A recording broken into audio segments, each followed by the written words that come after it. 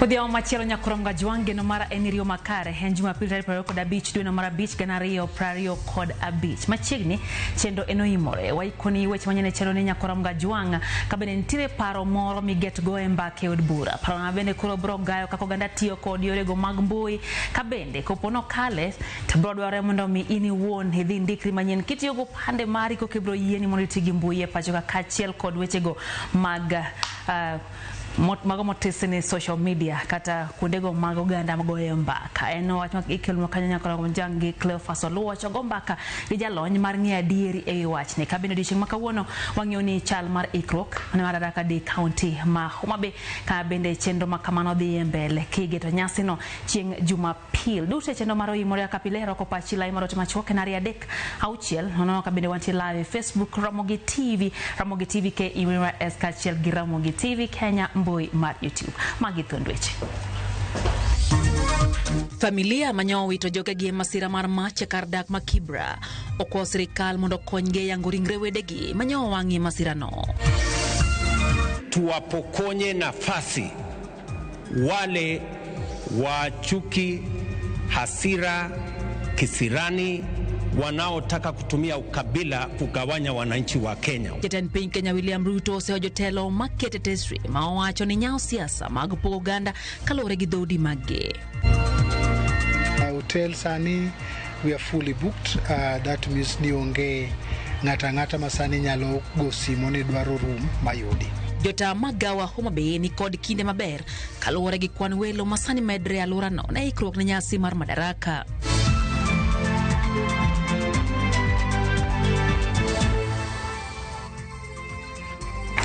Machiegni nyakuramga jwang chenro enoimore wantie gi jaloko mora Belinda Phillips nyinga Lydia Hokeyo. Jatend piny Kenya William Ruto oseogai mar duond bura mar DCP Rigathi Gachagua ma owacho ni medo nyayo siasa mago mag pogo Uganda kaluore gi dhoudi magi. Ruto olose kar dak ma Kibra kama owacho ni sirikal medo keto maino hebero ngima Uganda jo Kenya karodoko ni jotelo moko kete tesre. Jafo maro Nyambaga chako no chendo maro imore gi report no heyo machal kodma.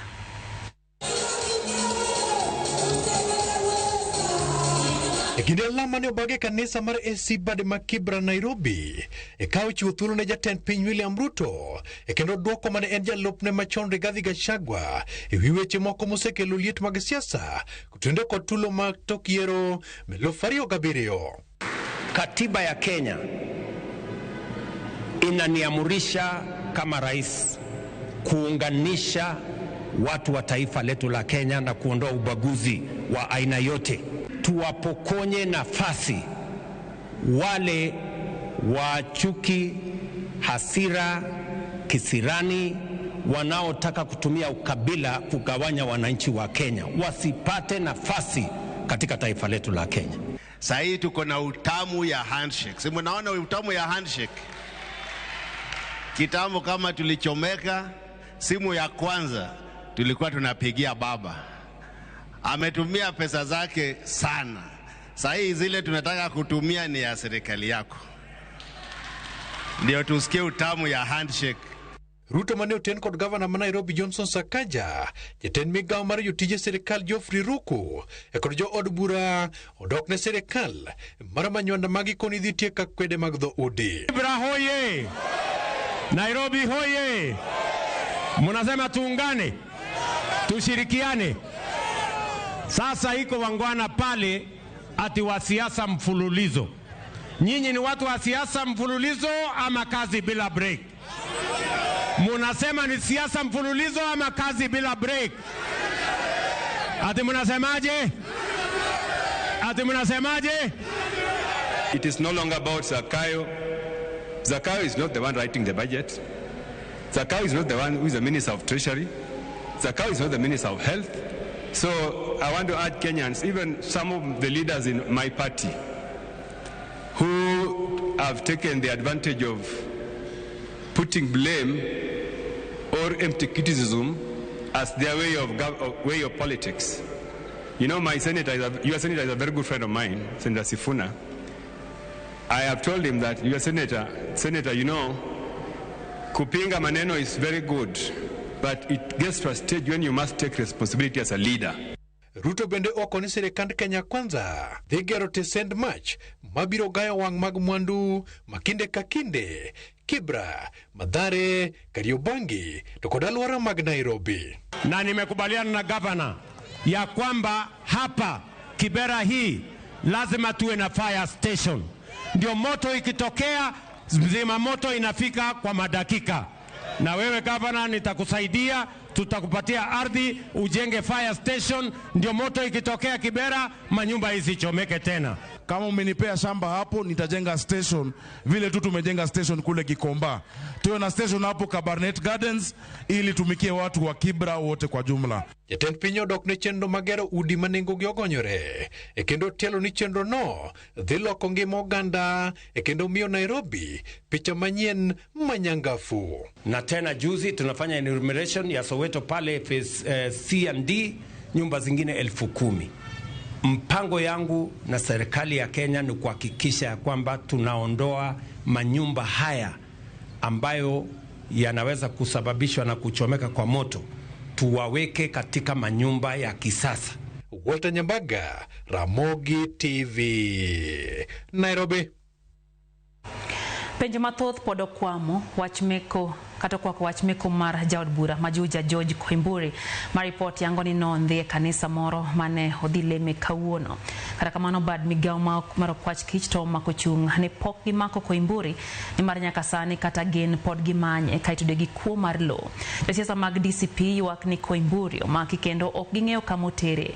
Matimore mana bang' kae gwenge Kakamega obila nyora kore gi jotelo mag DCP kutane kod jalopo gae Cleophas Malala. Ogae maduon bura na Rigathi Gachagua to seo sirikal ne sani geto thiro jogo makwedo piny owacho.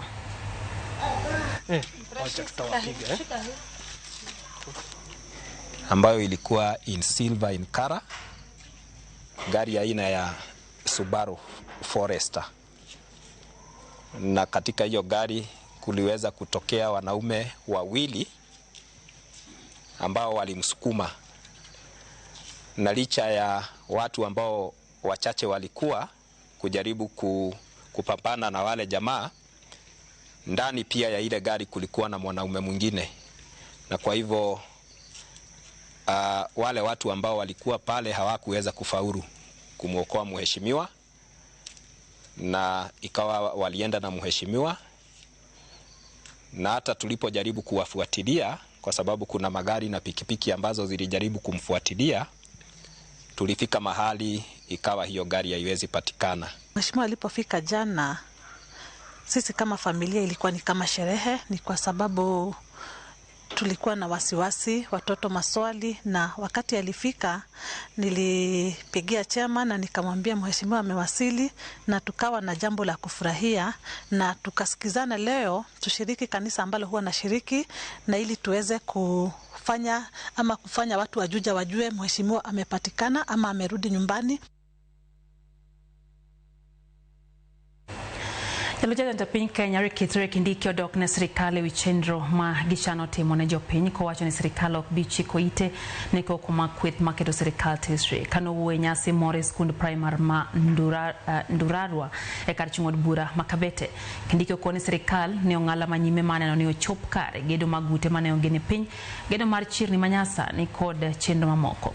Bende ne odok ne jothum mayande olime kowacho ni ok obiyie mondo jothum go okale midhiero lwet kembe makeo thumbe pacho kae. Nimeona watu wengi, nimewaonya wawache madharau ndogo ndogo. Nimeona watu wengine wamejawa na kiburi, wanaenda kutuongelesha hapa kama na kutulecture. Unatulecture ukiwa nani? Kwani wewe ni Mungu?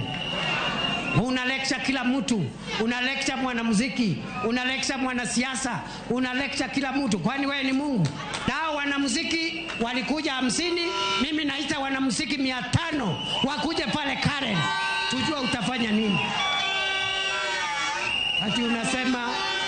Ati unasema umeamrisha wananchi wasisikize nyimbo. Unaamrisha kama nani? Unaamrisha kama nani?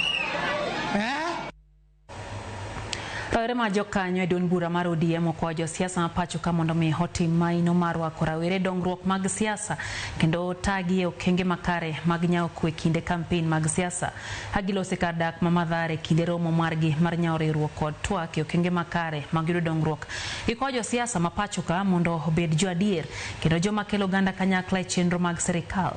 Bende gisiemo jod bura ma oti tijgi kendo giweka siko ka giluwo sirikal giwacho ni sirikal dhi marach.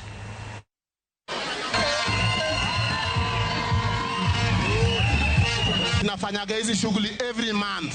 So sisi vijana donje chama ginosa form ODM nitie wadwaro ni vijende omi position e ODM the same gi UDA the same gi moko mabiro to jotendwa giwe kelo division e Kenya to wanawacho ni youth for youth movement wadhi kelo amani Kenya to Kenya nyaka walind ok wanya wango Kenya kidhi manya attachment ngato tingi kaka okonego yuda attachment alafu kitieko school onego dhi timat internship yudo internship tek ilwori mana gigik moko to bendalo dhi igni besudo.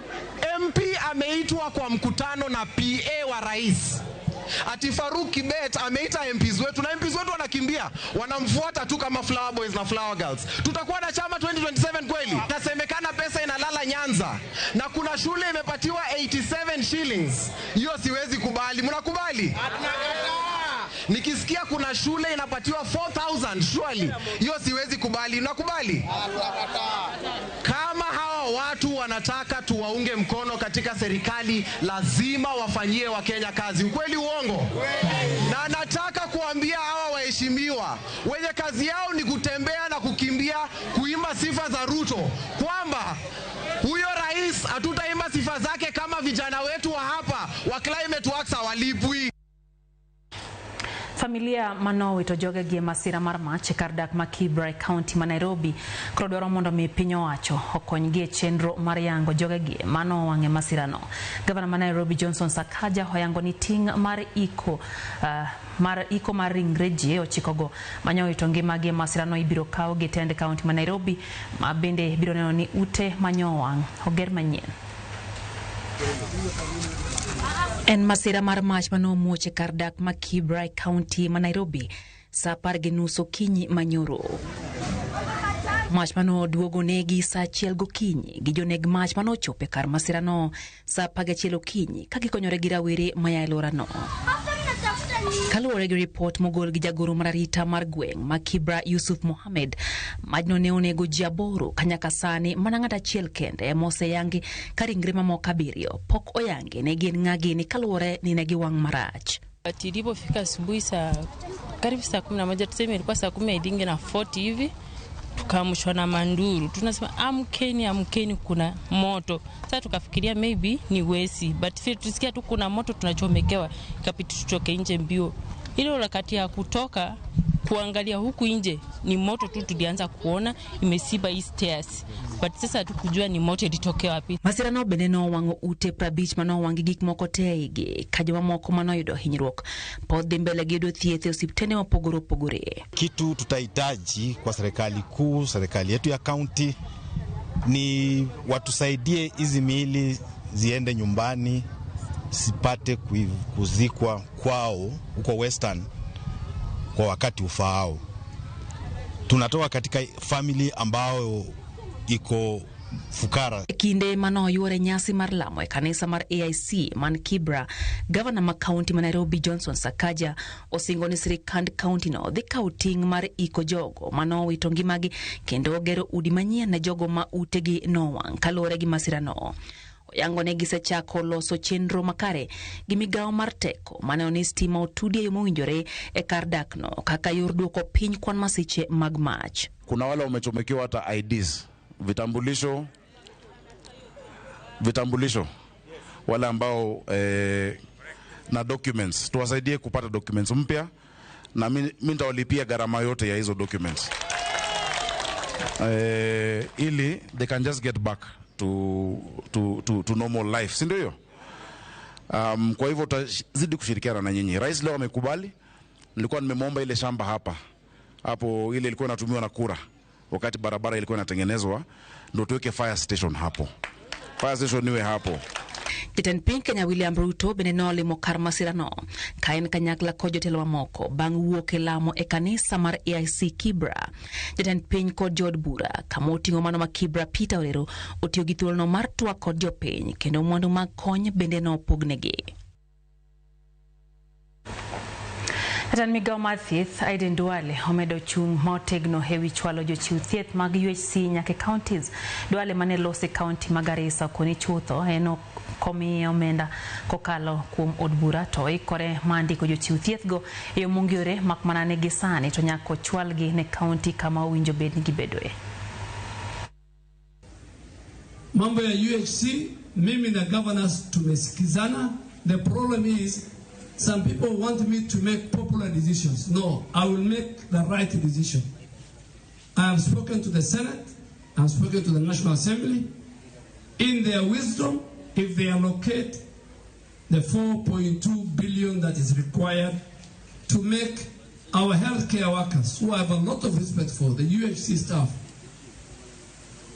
if that provision is made, by July, I will, working with the Council of Governors, we will transition them to permanent and pension. The Council of Governors have agreed with me. I met the chair of the Health Committee on Friday. I am pro-devolution, and I know health is devolved.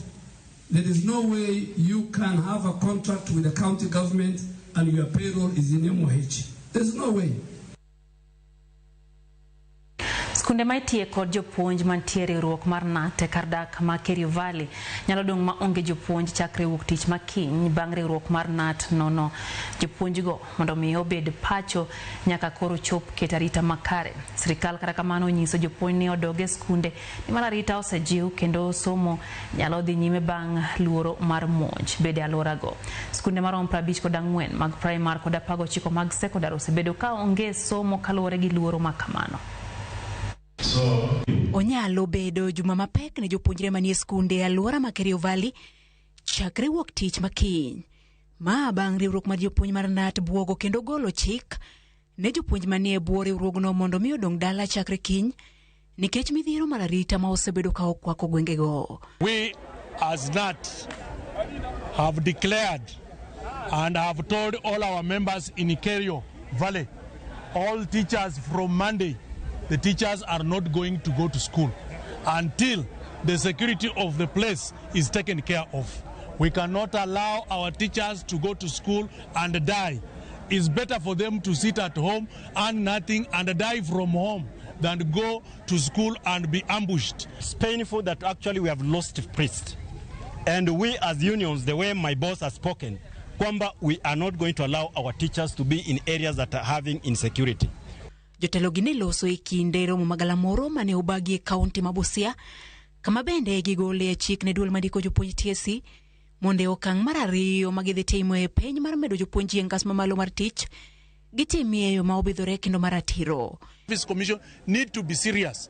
How do you give requirements of a person who is applying and you are saying he must have served in a grade for 3 years and you have promoted 8,000 who have served in less than 6 months? So we are saying people who want to retire, who are retiring, should not be given the seal. They should not be given office. They should be given 6 months because that is in the law. Actually, when they were going for that particular given promotion interviews, they were given certain particular given conditions. And the majority of them were able to meet the conditions. But it was only unfortunate that even those who were able to score so highly, they were not given that particular given attention. Ewi wach mar arita mar Kerio Valley, jatend migao mar arita Kipchumba Murkomen nyo chiwo singo mar kelo kwe kendo ndhiyo ji duto ma osebedi ka ichich go ni nyayo lweny. Ninawahakikishia kwamba kwenda mbele, kwanza tutashika wale wote walihusika katika ujangili huu. Ya pili ni kuhakikisha kwamba tutajitahidi hata zaidi kuhakikisha tumepunguza mambo ya wizi ya ng'ombe na uwaji ya watu. Magi biro e kinde mar riwruogegi mag jopuonj bende medo kelo paro kod ng'ur ma opogore e wi omenda mag somo ma piny owacho nyicha ochwalo e skunde juma ma okalo. Judith Omondi, Ramogi TV. Daka na pago chiko nyakura mgajuang bang Sadek Marotieno chendo eno imore hero kamano kumedo ketera Ramogi TV na singo ka ute wa nyato kutendragi weche manyien mawaikonu na enoka Edi kaya oyugis dala wacho ni Nyasaye mondo mi oket chuny jogo moito ngimagi kamo kuego mosahinyane familia moido midhiero he kardak ma Kibra County ma Nairobi. No bende Mandela Oniala mar Kibiri Ward kantie bala bunge center wacho ni entire kodwa gi familia mane kachiel gi min gi Christine Oniala kaeto wacho kanyo ni osiep ber gi sirikal kendo wacho ni osiep maber adieri Homabay Town wacho ni chalo polo poch gi pak ne odiso nyar wangaya wacho kanyo ni otiyo mabei maradier mano kanyo ote mar Oniala. No bende Kauli Bernard kantiere Migori wacho ni ogone rais erokamano ahinya kuom dhi konyo jo Kibra modo lit mar mach kendo sane wacho ni gin giero jatend piny malich ahinya mano ote mar Kauli erokamano Nyasaye gent. No bende ote mar Pastor Juma Orundu wacho ni entiere kodwa otiyo mos ne Bishop Dik Nyamita gi jomumbo kuom tho mar Pastor Crispin Nyamita wagomo sahinya Nyasaye mondo mi hocho makende mwalimu jal gi moni banda ne ukata untie Migori County wacho ni untie kodwa chendo ni maro imore. Bende aneno kanyo ote mano moora gi Samuel Owida wacho kanyo no gomo ne familia mogo moyudo lit mara Zadok kaeto wacho kanyo ni entiere gwenge mar Magwire Rolex haneni kacha in Rolex Ondeng nitie Homabay wacho ni gin gimin gi Sofia wacho ni diere kaka Kithure Kindiki kawuono ogolo duonde kendo kawuono kendo koro wuoyo motegno ngene mano en jalo jatend piny Kenya koro entiere gi ateko mabende katibo miye mar golo weche moko kambona jangolo moja wacho ni entie kama gambo mora hinya gi chelo Florence Cartel to wacho ni Kenya en mana siasa mfulizo kata kamano wacho ni weche gichopo ne makare weche mag siasa emo wacho ni temo kagima buogo ganda matin. Kena Jako Yugi haneni kacha in bende Jack Jawarianda Oinga Francis wacho ni en bende osechekine entiere kodwa echendone. Awino nyar Kaudha wacho ni entiro kuto school seme gimora hinya gi weche gi Manyien kaeto Kalnik wacho ni entie mano wuod Kanyasa Migori County Nyatike wacho ni entie kodwa kata kamano wacho ni josiasa wundo jopiny wacho ni josiasa moko kanyo ma ok nyis jopiny adier weche magi wacho ni gin weche mago mag miriambo bende wacho ni jopiny ok oyiego ahinya. Mary Onditi wacho ni otiyo mos ne jodak ma Kibra kuom mano malit magiyudo wacho ni en wach ma otimore malit ahinya. Morris Aguny Jakano Kimira wacho ni en bende nitie Junction City mano kodete mora ahinya gi chenro Anyanga Makopiyo wacho kacha ni entiere kodwa chenro gosiepege kendo wacho kanyo ni oyudo weche gi malera ahinya. Eno bende ote kanyo ma Geoffrey Uma wacho ni osechekin kaka pile Jakom Gideon Midega Nyakwador ka nyisa ka chane familia magen go kamotinga Irene Gibiko giwacho ni chenro bero yo matinya korom gajuang ma en oimore kikidhi mabor.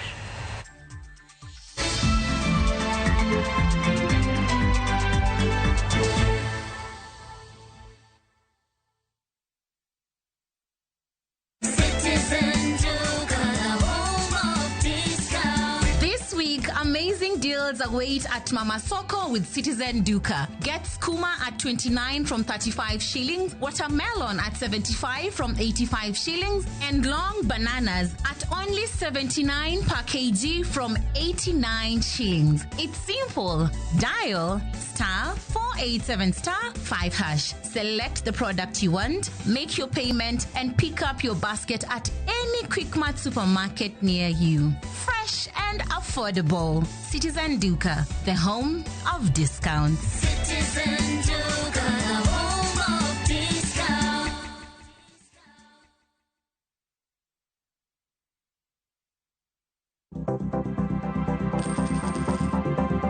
Mondo mi ikungo omenda e yo mayot kendo e yo mowinjore onego ibed kod paro mar kungo dwe ka dwe, juma ka juma, kata odiochieng' kodiochieng'.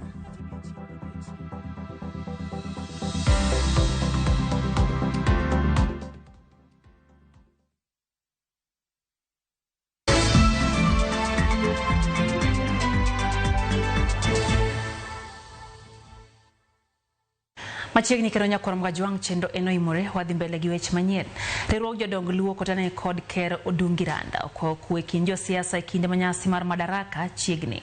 Odungi kod Lange wacho ni en kende manyaka oganda bed e twech, en kinde manyaka oganda bed e twech achiel kendo nyis kanyakla margi kaka yor sero dongruok.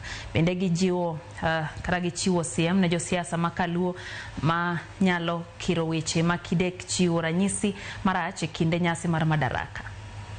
County Maluo Council of Elders. Mabuta kani dongo ok chwad gi kedi, dongi hoyo jokanyanam. Omiyo sami hoye no, kawa hoye to wabiro yudo gik madongo mbele. Wabed gi kwe mang'eny. Gavana marwa tiyo maber kendo kwe madwarore. Nyo koko moko do wuok matindo tindo maka kelo wich kuot. Omiyo josiasa makelo liet gi joma tindo wakwayo kaka jodongo ni gidog piny mondo kwe obedie. Akwayo josiasa mawuok e piny Luo moloyo piny Luo. Josiasa mawuok Migori, josiasa mawuok Homabay, josiasa mawuok Kisumo, josiasa mawuok Siaya mondo mondo weche mawuok e kindgi ka gi kacha giwe weche go chuth. Wach malawruok ng'ato gi ng'ato. Dala ma koko nitie dongruok onge. Lep thin to wang'o kama duong'. Joluo mondo ng'e gino ahinya kamoro amora ma jaluo nitie. Kwa jaduong' Ruto ni kwe manie boda Sondo ka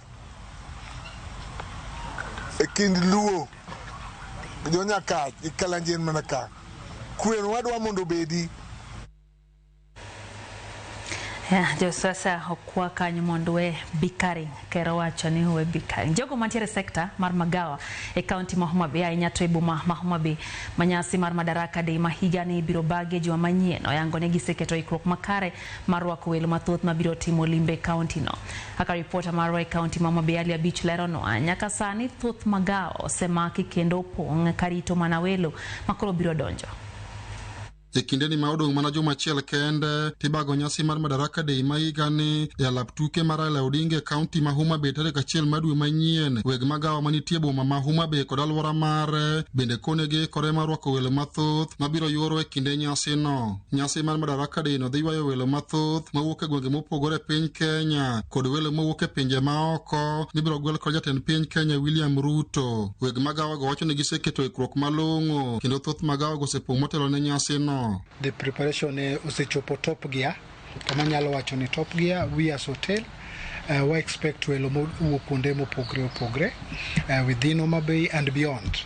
Hotel sani we are fully booked. That means ni onge ng'ata masani nyalo go simo ni dwaro room mayudi. One gi only 70 rooms to 70 wanyalo nyisi ni 70 go sani osekaute. Hiyo wakoro that avenue mondo at least wabi kaka the hospitality industry mondo wanyis wendwa mabiro gima ginyalo yudo e Homabay waka mopogre gi counties ma moko maoko. Giwacho ni gin kod geno maduong' ni ola mar gidhi makare kata tok nyasi mar Madaraka Day ma higa ni ma idhi bagi lap tuke mar Raila Odinga juma manyien kaluwore kod welo mathoth ma osebedo katimo limbe kaunti ni. We as hotel industry we are going to be busy the whole of this year. Devolution, I can tell you for a fact, need devolution as we speak, need tier rooms mabendo sebedu booked. Ma the same way ma korene no kawacha mo mabere Madaraka ni hotel industry going bende di chame kendo maber e devolution. So we wa oknyal will marogoyo ni awagawa na erokamano kumiyowa gimomiyowa ni. En nyasi makende mapok waneno ga ina e yasego waka. Nyaka sani mko magawa madongo mayudore boma ma Homabay kod alwora mare kuonde nindo magi ni osemaki kendo sani koro pong' karito welo kane gikone gitiyo machiegni kod tend rita kwe kaunti ni ino ni welo mabiro dhi e magawa go eko obedo kod rita mowinjore. Waneno ka wan gi state officers, yani welo mowuok e migawo mag government to kendo mag mowuok e county offices wa medo rwakogi kendo wabiro rwakogi kata chieng' Madaraka Day no. Wasebedo gi chiemo maber, wasebedo gi moro maber, kendo hotel waseiko maber. Wan gi hotel sa 3 ma waseketo negi maber ma ginyalo yude kar nindo maber. Achiel kuom gin Golden Race ma be osebedo booked gi jok mowuok pinje maoko kaka Angola, kendo pinje moko machalo Malaysia. Alia Beach, Ramogi TV, Homa Bay. Paro mar chik koro ni od bura mar gayo kaka itiyo gi mbui. Paro ma ochwal gi jaod bura ma Aldai Marian Kitany poni okale onyalo miyo jo Kenya ondikre kendo oyud namba moyiedhi e tiyo gi mbui kod tiyo gi opande e yor donje mbui. Cleophas Oluoch obedo gi jalony weche mag mbui kendo kolonwa tiend paro mar chik makamano. Tarik 22 dwe mar abich higani, oboke man kod paro mar chik mageto loko kaka itayo weche mag tudruok pacho ka ne ochopo e apis mar od bura mamalo ma en the Kenya Information and Communication Amendment Act higa mar 2025 ma osir gi jaod bura mar Aldai Marian Kitany. Paro mar chikno geto gayo nyithindo kuom rango kata tiyo gi mbui maricho e kinde ma gitiyo kod mbui. Wayudo thuolo mar twak kod jalony weche mag mbui kod tudruok ma bende en jatatije ka Konza Technopolis Development Authority, John Paul Okwiri, ka okolonwa maling'ling ewi parono mar chik. Koro gidwaro ni jo internet bende otim billing kaka Kenya Power timo. Mana achiel.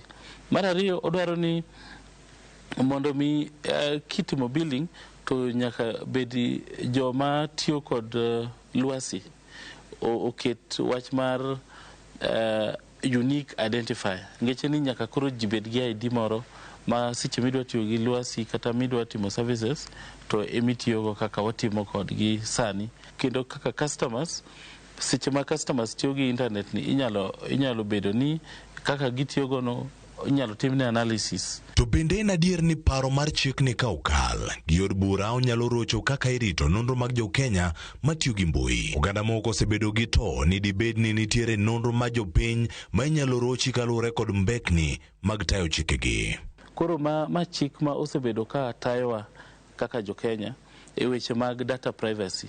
Ma koro ng'ato ok nyal ketho nonro ni ka ok imiye thuolo. To ng'ato bende ok nyal biro manyo nonro ni ka onge chik moluwo. Koro yudo ka kata koro chik midwa kelni dhi kelo gimoro ni ID, to iyudo ka gini en gima osebedo nikech serikal duong'. To serikal ka duong', magi information kata nonro ma serikal ong'eyo. Jo Kenya ma osendiko laindegi mag simu kod mago manyien ka okadh chikno to biro dwarore mondo miyo ndikgi manyien ka gitiyo gi opande magi e koka giyud thuolo mar tiyo gi mbui kaka mago mag WhatsApp, Facebook, Instagram, LinkedIn e kin mamoko. En gima ber mondo mi wabed gi social media. Gima nyalo wacho ni mondo koro as much as wa access social media to nyaka koro waket chenro mondo mi koro nyithindwa kik yud wrong information. Mondo ket chikni e tim, biro dwarore mondo jo Kenya mamoko matiyo gi SIM card kata cards mag simu ondikre malong'o. Bende dhi dwarore mondo ji matiyo kod apps kata mbui oketi gi makare. Mae ok chop kare nikech oganda moko masiko riambo ikgi kata matiyo gi nying magalagala e mbui. Onego range nade kodoko kor karito chike moketi. Iyudo ka koro chik abila ni bro streamline ng'ama nyalo kelo gik mabeyo. Nikech wan gik mabeyo madwaro. Koro iyudo ka chik ni bende kete to koro dhigolo iluongo ni fake news and fake accounts and fake people. Paro ni mar chik koro nitiere od bura. Imiyo jopiny thuolo mar mondo mi ogol pachgi ewi kaka inyalo bere. Chik ni bende ka opuodhi biro keto Kenya kaka achiel kuom pinje ma orido chike kaka itiyo kod mbui mag oganda kata social media e kind jopiny. Kaluwore ni onge okenge matayo chenro ni makare piny mangima, pinje mamoko koro oseketo okenge mag neno ni chenro ma iloso to iketo e mbui luwo higni mag jogo matiyo kodgi. Cleophas Oluoch, Ramogi TV. Ten County ya Migori dhi chiwo malapar mar osuru magichoko kawuok e kuonde ma ichoke osuru. Magi gin moko kuom winjruok ma ochopie ko Ten County no ma Migori kod joriemb boda boda. Bang' joriembo go bende yiene gidhi golo osuru kochakre odiechieng' makiny. Jalup gavana wa Migori Joseph Mahiri wacho ni kaka kaunti ya Migori ikore keto kare winjruogno kawo kwa joriemb boda boda mondo mi ogol osuru kaka winjruok osebedo.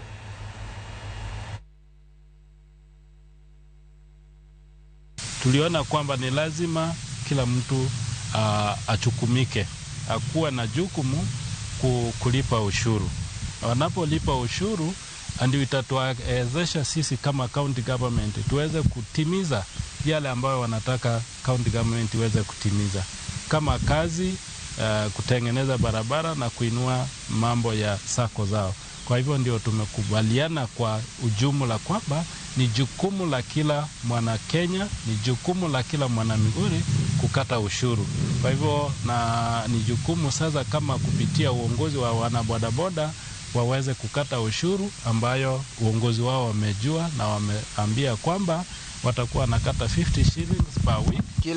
Kila kamba ambayo tunaenda kukua nayo tukue na mwanabodaboda pale ameajiriwa. Na ndio tumekubaliana leo kwa mambo hii ajira haitakuwa ni kwamba kitu ya mchezo hivyo, itakuwa ni kwamba ni kitu ya about kwa permanent.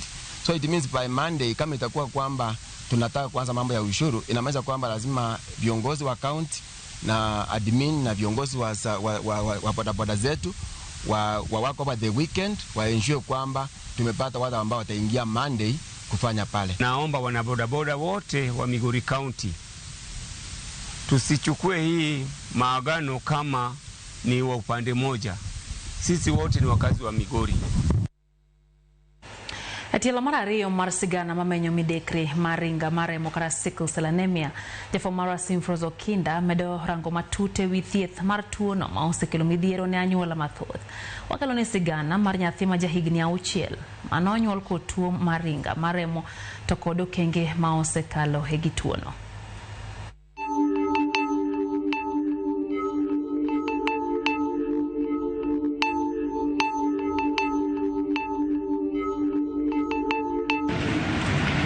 E chuny boma ma Nairobi, e kar dak ma ji yuto gi ni e piny Kariobangi North, nitie rawera moro maremo mako ngimane mafuanda ka pile ogoyo lweny ma piny ma joma thoth ok ong'eyo. Nabedo gi diagnose gi sickle cell kan 2 years old, Kenyatta National Hospital. Kanyo ema nabedo diagnose. Nitie daktari moro mane luwo wachna, en professor, en no deal gi wachna ko nyiso mama wa kaka antie, kaka tuo ni nyabet, kaka inyatime. Elvis Ochieng en jagni 20 mosethuthni kod tuo ringa mar remo chakre tinne. Ting mana romo igni 10, kanyo ema nang'eyo koro kaka anya deal gi situation mar sickle cell, kanyo ema na understand condition man go to kaka gik mo anega tim monda konyra. Ojane nochako dago ngimane owuon kapod okidoro gi kony ma kinde ka kinde kowuok kuom min mare mana ni kod dich mathoth. Adhi e Kenyatta kanyo ne ging'eya, koro adhi kanyo ta amiyo gi kad na, mama ok ne tera clinic, adhi akenda, amiyo gi kad na, aneno daktari ng'iyo situation na karach to nyisa ni adhi e ward kok rach to gi manage mana kanyo gi miya yedhe to adok ot. Tuoni nomono Elvis dago ngima kaka nyithindo mamoko, gima nomiyo dak kokuyo sate. Ok narwaka ga gine short to ji te rwako short, kasto mama wa ne rwako ga nyaka, ne miya ga nyaka samoro stocking arwako kata sweater mang'eny arwako nikech koyo. Koro gik man ng'enyo ok onega tim, ok onega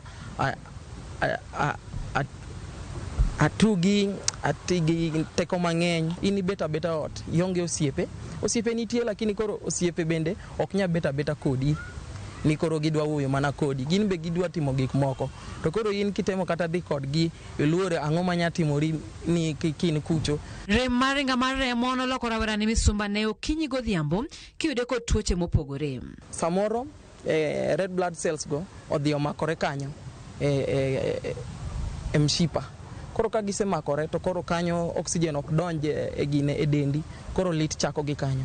Kasto iluongo nang'o, yani gimoro amora mano enega tim, kaka gine chiemo, modho pi, wuotho kan secondary nan gi stages moko nyaka pre-prism, nitie nyaka gallstone, na yudo nyaka gallstone. Mago stages mana luwo nikech koro kaka rem ne medre e kaka Elvis ni medo yedhe matekre gini malo. Negi launch na gima yadh moro miluongo ni DF118. DF118 an kaka nawinjo dakteche moko wacho ni DF118 mana gitiyoga mana gi jo surgery, jomo wuok e theater, koso jok mo otur gi ne malit go teko ne ng'eny DF118, lakini koro ne gimiya nikech pre-prism mano wa koro gimiya painkillers mang'eny wachopo nyaka e tramadol koro mano group of opioids matek kendo, lakini en weak. Koa e tramadol emane wadonje morphine nikech koro rem medore, to kaka omedore to kaka gimedo miya painkillers denda create gimiluongo ni resistant. Tok tho mar min gi rem no medore kod kiondko, gima nomiyo padore kuom yath mar morphine makoro ne gale, gima kata kamano ne ok obudho. Ne gichaka gi injection, kasto kaka nabiro daily basis gas gi situation mar priapism gindiko na mar syrup. Koro mar syrup no ema natiyogo kaka ne giwacho, ok ni natiyogo kaka giwacho, natiyogo kaka ne giwacho, ginyisa ni tigodo sama in gi rem kende. Aya, kasi tiyogo kamano, kabiro gichako nyisa ni koro tigodo pile ka pile kaka imuonyo ga hydroxyurea gi folic acid. Na ere bende nokonya nikech katiyogo anya dhi tugo, anyalo luokora kata gi pi mang'ich, anyalo kasto miya appetite. Achiemo onge gima luor kata alot kata gimoro makech achama. Kasto nomiya peace cha. Koro okaluor kata kan gi crisis, kata ka crisis dibiro kiny kata samoro okaluor nikech ang'eni gi drug cha. Yani navedo koro dependent on drug cha. Ma chako wacho ni onge haja mondo adhi ang'o hospital. Kan gi pain an gi morphine kae. Nochopo nyaka kuma nating'o ga granules, achuoyora, amedo pi donje denda gi normal saline. Mos Elvis ne ok ong'eyo ni onyumore e bugo manokunyo wuon. Chieng' mana koso tiyo gi morphine, nawinjo symptoms mapok abedgo. Awinjo ka gima yani awinjo koyo to chieng' rieny. Aya, awinjo ka gima ok adwa bet kumara mora. Awinjo ka gima yo wang' sana. Kasto awinjo ka ok adwa chiemo. Awinjo bende denda in very sensitive gimora mora awinjo very sensitive, kasto lit kasto yani uya gore ineno, kasto atieko ndalo ariyo dhi ndalo adek koka tiyogo achako gine achako dhi e choo ka ok manormal kaka dhi, yani nikaanza kuharisha. Gie thuolo ne, Elvis dende oseng'iye yedhe duto mag rem mateko gini malo, kendo dong' mana tiyo kod yath mar methadone. Ok nyami yadhno mondo ibigo de ot. Ipimo ni kanyo, to kanyo emi madhe, ka daktari ng'iye e dirisha. Kasto kineno ka momino ok oromi, inyadhi mondo iwach ni mondo gimedni. Kas gidhi medo, kasto gipenji ni winjo nade. Kiwacho ni in sawa, to imadho. To kiwacho ni mondo giduokni piny, giduokoni. Yani koro gimonitor maber. Timadhe daily ka daily. To ochuno nyaka dhi kucho. Makoka dhi. Methadone en very strong molo any drug mora mora. Koro methadone ni ka kawe, ka koso kawe, withdrawals mar rach molo kata withdrawals mar gine sickle cell mar gine morphine. Gie sani Elvis odak matek kaluwore ni kopogore kod rem mar ringa mar remo, kata tich madokonyre go onge kaluwore kod akweda ma tuo ringa mar remo birogo. Kata obedo ni osewinjo wach mar BMT, pod en kod luoro moro. Kia ka onya change, yani pod aluor nyaka sik gine iluongo na consultation mondo ane ka en gima nya konya, en gima nya konya sana koso gima nya tieka. Ne wadoro ng'eyo kuom jolony po nono ni Elvis en achiel kuom jotuo ma inyalo mi thieth mar ondhudho. Ranyisi mag jatuo monego oyud thieth mar ondhudho en jatuo ma fuoni mag dende osegatho kata nitiere ranyisi ni nyalo tho. Jatuo mayudo rem ma asasa manyalo miyo oninde od thieth nyading'wen kata dibich e higa. Jatuo ma yedhe mag gayo tuoni ok ti kuome e yo makare. Jatuo masiko bedo kod rem mamiyo duong'ne nyalo chung' kuom seche kata mahawo aboro ma ok podhi. Jatuo ma bedo kod tuo kor manuore. We would recommend a transplant only if mar ng'eyo jatuo ma owinjre yud thieth mar ondhudho. Wapimo jatuo ka jatuo mar ng'iyo ka bende en kare yudo thieth makama. Sani wan kod thieth mar ondhudho ma ok ochuno mondo waneg nyinyo duto mag del kata cells ka watiyo kod kit thieth mar chemotherapy. Medical status. Elvis en achiel kuom jotuo mag sickle cell makale chiedh nade mathoth e ngimagi. Geno mare en ye thuolo machiegni mabiro thieth mar sickle cell biro yudore mayot ne jotuo duto e pacho ka. Simfros Okinda, Ramogi TV, Kariobangi.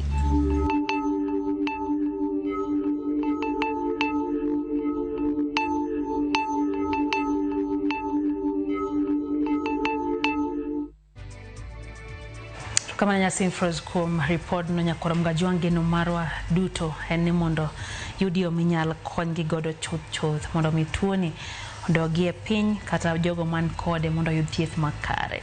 Wayo matin kenano ka Aida Bokibori wachoni entie Nyamira County kuno gine Ramogi TV Lennox Omondi wachono mora hinya gi chendo mar Madaraka mitere county ma Homa Bay grita hinya gi Sironyo.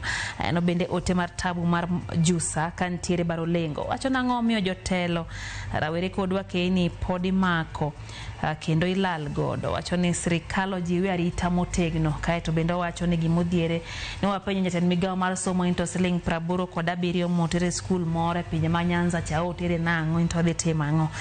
Mano penjo mang'eni wuon penjo no podonge ka kaka mano gine waro no bro chopo. Felix Ochare wachoni entiere kodwa koya kanga kato Benta Charles wachoni kawuono neno ka wantiere kae kendo luwo weche gi achiel kachiel mbuyi mar Facebook kacha wachoni kato bedo ni wan jowi onge kamano kaluwore gi mago ma ok nyal geng'e gin nyakora mgajwang weche gi duto pile kionge machiegni kod mag jowi mari kata kionge pacho nyalo gi achiel kachiel mbuyero kama nya Benta Charles. Moi Brian wachoni owuok Uriri Migori. Gashagwa wachoni nomiyo wa mtego koro wan jo Migori wa enjoy mtego e broad based. Haya Alan Tindi wachoni en jakanyada nyal kinye entiere Mbita kaeto wachoni Chula Rusinga gini min gimeri Tindi kimora hinya gi chenro Jojo Wade Jakano Kobura neni kachain bende Rangs Wood Monica kachel gi Flozianet mar Siaya wachoni entiere kodwa. Oburo Odinga Sirikal wachoni en bende entiere kodwa kaeto wachoni no weche ka entie bure Nairobi no bende ote mar Makosore Frederick Ouma wachoni kata Hagabu Wood Minadundo mano nyinge machielo wachoka nyono mora hinya gi weche gi Manyien. Anano kachoni Lydia wachmara mako jo Kenya nikech support opposition okmorgi kata matin. Kenya is a democratic country and people should be allowed to join party of their choice. Odhum kamano ni pacho ka intie demokrasia kendo uwinjo yiene ng'ato donje duond bura modwaro. Nyakor mwajwang oyo matin kendo odo kod mago mag tuke kikidhi mabor.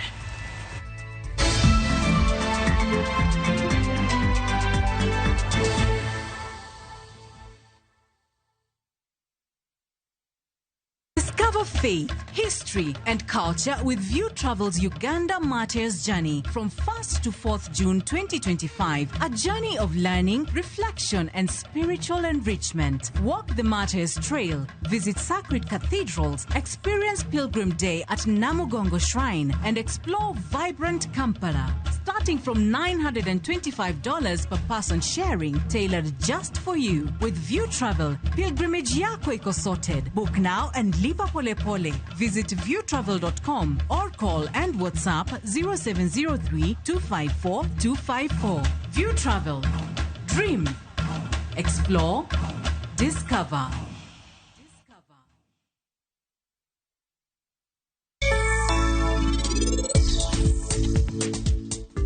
Anagombo niti dong'eyo ni anatima Rus gi Rajiv.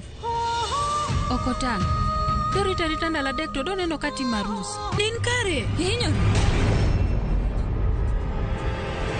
En hawi marach. Atimo mos. Inni ora ka nikech ng'ato noneno mtok Rakesh machiegni. To kendo inni ora mondo ane such wuon Rus.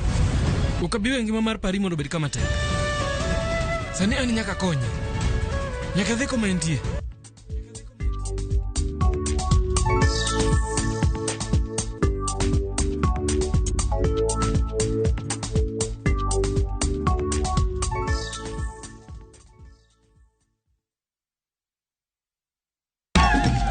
Chakre kit ngima joluo machon, amiya gwatani pod jaoda maduong' mondelo timena. Nyaka ngima masani.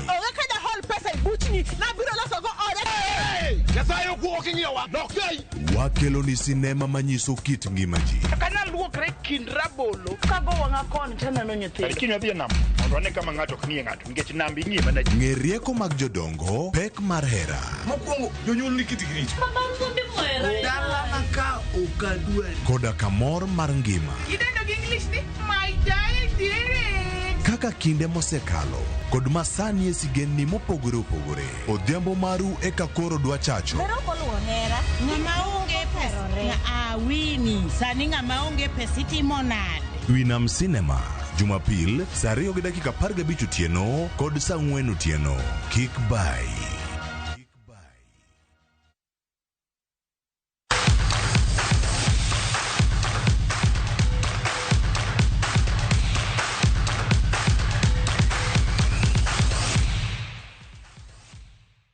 Machiegni mago mag tuke nyakoro mga juang. Timba dhula mar Gideon Starlets no chodo chuny Bandari Queens kendo yudo thuolo mar idho ngas mar tugo lig maduong' mar Wakeini e pacho ka Women's Premier League. Tugo no bagi e paw tuke mar Ask Nakuru kama ne gigolo gi picha choma tok tugo wuok kamodhi e dakika mar 90.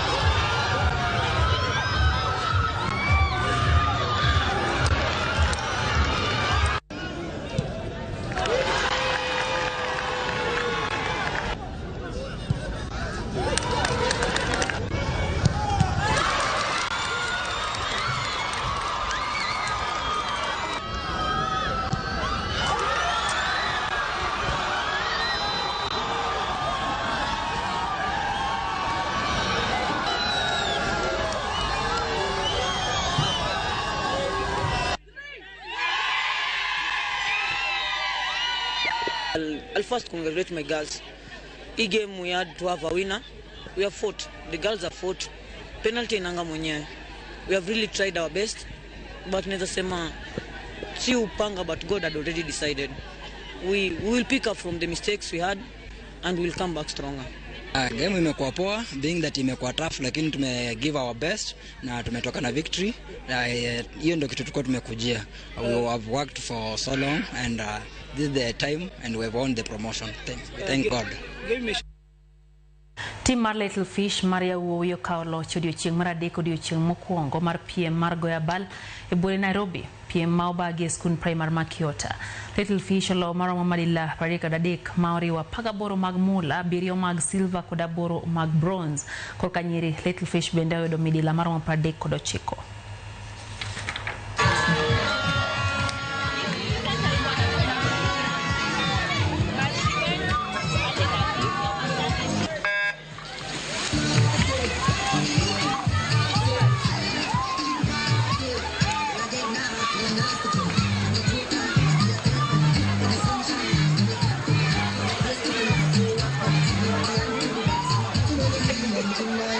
The competition was tough and I would want to improve. The gala has been successful. I found this competition very, very tough and very competitive. Next competitions, God bless, I hope for more goals. And I encourage parents out there who are have children who are differently abled, we call them neurodiverse children, to come participate for this event.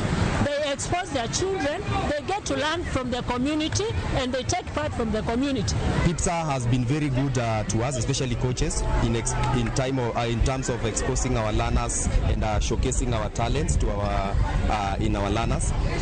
We also want to thank Genesis Sports for being our sponsor, and we are here to compete and win.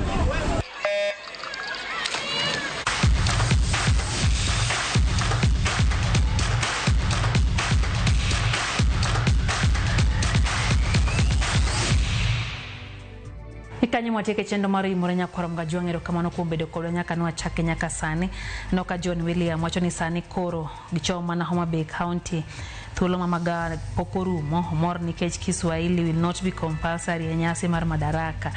Wacho ni nikech jiduto nyaka winj gima sirikal opango. Koro wacho ni chal ka gima jatend piny brodho mana Kisungu Mabei nikech kotemo Kiswahili matin to joyano. Robert Ogada wacho ni Turkana ema intiere kendo weche gichopone e yo makare ahinya. Aini Awuor wacho ni entiere hewi got Nyahera, entiere kodwa nyaka macha tonga kakonde wacho ni Ramogi TV ler ahinya ewi got kono kendo sebedo kodwa nyaka nwachake nyaka sani. Faith Mzowa mwalimu ka entiere Malindi wacho ni entiere kodwa e chenro en bende kaeto wacho kacha ne kika ntie jok mose paron poden jenzi ho yango nyasi mar chieng mar nyuol nyoro. Omiyo wako ni hayo mabera hinya mwalimu Faith Mzomo Nyasaye mundo metai. Godon Jakopere wacho ni entie Mlolongo orwata yoruane ni kacha in bende kaito opia jachuma wacho ni osedonje yo makare ahinya gimama Brighton kod jachuma luto te gimora ahinya gi chenro. Eno bende engineer Lazaro Kanyamboka. Lazaro wacho kanyo ni Honorable John Badi kaka koro waziri mar pesa kikotem no duokore gi small boys ondiko kanyo ni ntiere jo siasa moko ma samoro nyalo wuoyo e yoro yuma kikubena duokore kod kantie wach moro motegno monjo nyiso ganda to chom na TV direct to dio bedo piny gi jofwambo erokawana engineer. Eno bende ote kanyo mar Prince Jimmy wacho ni kedwa chenro en bende kaito George Frederick Ogonda wacho ni entiere kodwa Moto family wacho ni gisebedo kodwa nyaka nwachake gintie burandongo gimora hinya gichendo ni mar Ramogi TV kendo pile pile gikete manakae. Anoro Jas Waanda kantie got Kojowi kachiel gi Jawarianda Jack Samuel Otieno imbani ni kachaka longone Mr. Apaka Duncan jopuonj mabaringo wacho ni jopuonj go hola hinya heri go wacho ni heri wakufie nyumbani earning nothing wacho ni Nyasaye opar gini kech hogi kuma koro japuonj nyalo wacho ni olo beda beada lai makuro thoe to koro gikamate wacho ni geno margen ni sirikal brojo yo jopuonj go. Sharon Daisy wacho ni entiere kodwa gi men gi Martha gintie Migori Awendo kaito Mark Wood Nyaseme entiere Uyoma Odero Dok bende entiere kodwa. Charles Owuor wacho ni entiere Kambusi Kambona jangolo baini kacha nyakor mga juango weche gi odhuro kendo ganda oro ote mathoth batikech saa yena mondo walore gi kanyo loti mono ni weche gi ochopone yo makare wagoni erokamano kuom keto Ramogi TV wasebedo kagi jaloko Belinda Phillips director Marabo Bwafula giwacho ni nende makare nyinga Lydia Hoke. Oritu masana.